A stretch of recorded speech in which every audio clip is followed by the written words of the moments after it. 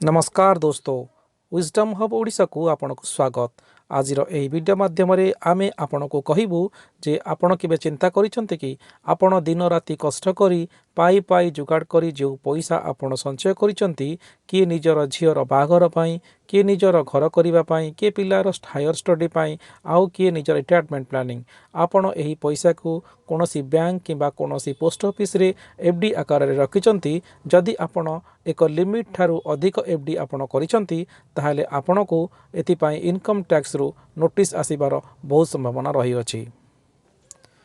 आपणकर संचित अर्थ पाई आपणको मध्य बहुत टंकार टैक्स देबाकू पड़ी पारे। आपण जो बैंक किंबा पोस्ट ऑफिस रे एफडी करिसंती आपणकर बिना अनुमति रे आपण जदि एक लिमिट ठारू अधिक एफडी रखिसंती सीए सेथिरु टैक्स काटि पारे। टैक्स माने आपणकर जमा करितिबा अर्थर टीडीएस कटि जाई पारे।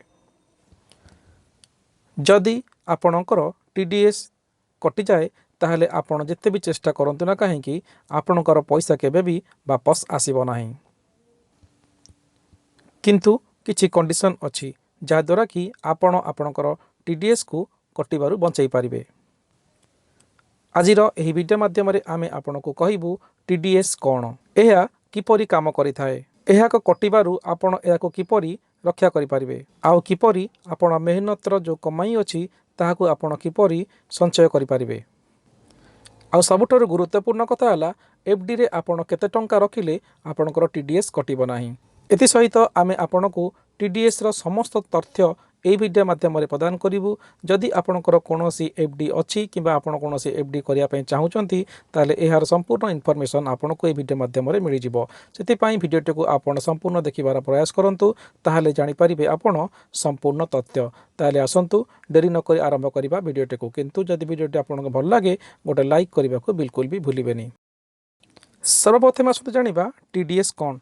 टीडीएस होउची टैक्स डिडक्टेड एट सोर्स, माने आपण जोठारे भी आपणकर पैसा को इन्वेस्टमेंट करी रखिचंती ता बैंक हो कि पोस्ट ऑफिस सेथिरे आपणको जहाँ भी इंटरेस्ट मिलुची सरकार एहाको आपणकर इनकम रे नेउचंती। तेणु करी आपणकर इनकम को एथिरे टीडीएस कटा जाई पारिबो।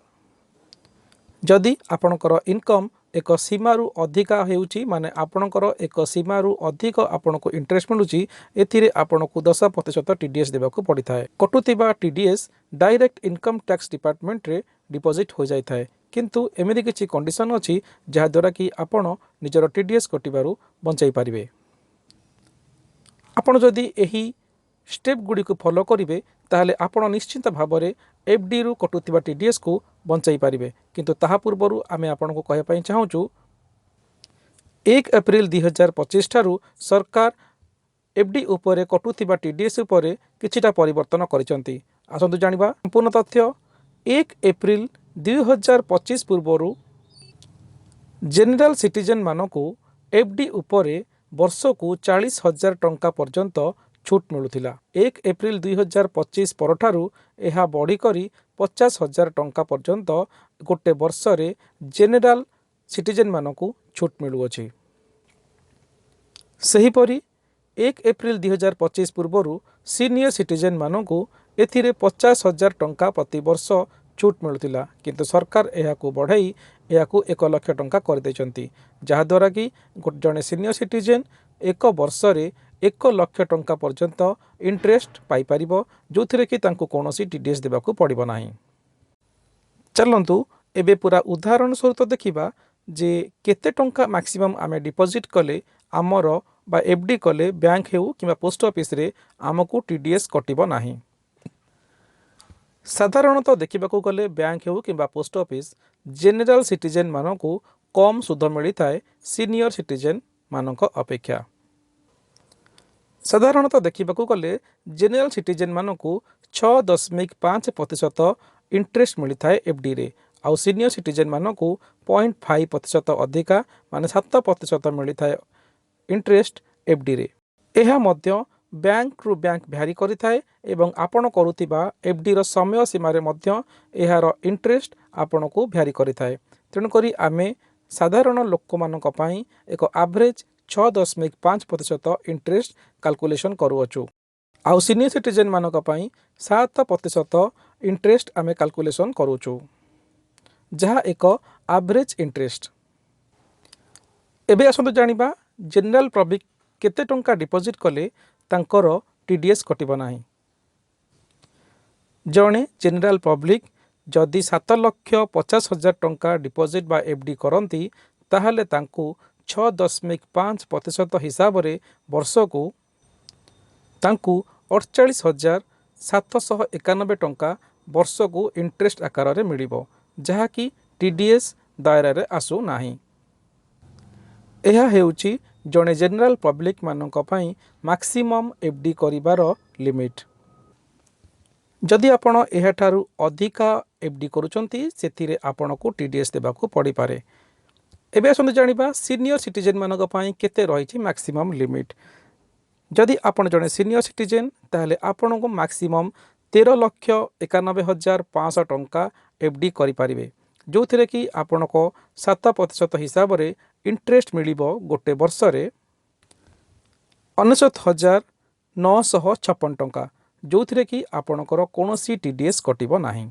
दोस्तों जदि आपण भाबुथिबे जे आपणकर जो एफडी अछि ताहा आपण प्रति वर्ष किछि किछि करी जमा करी एही एफडी रखिचंती आउ आपणकर सेतुरु आसुतिबा इनकम आपणकर इनकम टैक्स दायरा रे आसु नाही ताहाले जानि रखंतु एक गुरुत्वपूर्ण कथा। जदि आपणकर इनकम टैक्स दायरा रे आसु नाही आउ आपणकर एफडी बैंक किंबा पोस्ट ऑफिस रे अछि आउ आपणकर बयस 60 वर्ष रु कम रहिछि ताहाले आपण फॉर्म 15G सबमिट करी आपणकर टीडीएस न कटिबारु बंचई पारिबे। आउ जदि आपणकर बयस 60 वर्ष रु ऊर्ध्व ताहाले फॉर्म 15H आपण डिपॉजिट करी बैंक हो किबा पोस्ट ऑफिस रे आपणकर टीडीएस कटिबारु आपण रक्षा पाई पारिबे। जदि आपणकर टोटल इनकम माने आपणकर सैलरी हेउ पेंशन हेउ घर भड़ा हेउ किंबा आपणकर एफडी रु आसुतिबा इंटरेस्ट को मिसेई नुआ इनकम टैक्स रिजाइम अनुजाई जदि वर्ष को 12 लाख टंका रु कम अछि ताहले आपण 15H डिपॉजिट करी निजर टीडीएस को कटिबारु बंचई पारिबे। आउ पुराना इनकम टैक्स नियम अनुजाई जदि 5 लाख किंबा ताठारु कम आपणकर इनकम अछि ताहले आपण 15H डिपॉजिट करी टीडीएस कटिबारु बंचई पारिबे। एही फॉर्म बैंक रे 60 वर्ष रु ऊर्ध्व लोक मानक पई एहा दर्शाई थाए जे मोर इनकम टैक्स दायरा रु कम रहुअछि सेति पई मोर टीडीएस कटा न जाऊ। किंतु आपणकर इनकम टैक्स रो दायरा भितरे रहुतिबा आवश्यक। जदि आपण जणे कृषक आउ आपणकर एफडी अछि आउ आपण सेथिरु इंटरेस्ट पाउचंती सेही क्षेत्र रे मध्य आपणको टीडीएस देबाकू पड़ी थाए। सेही क्षेत्र रे आपणको फॉर्म 15G किंबा 15H डिपॉजिट करबाकू पड़ी थाए आउ एथि दर्शायक पड़ी थाए जे इनकम आपणकर कृषि क्षेत्र ही आसुअछि।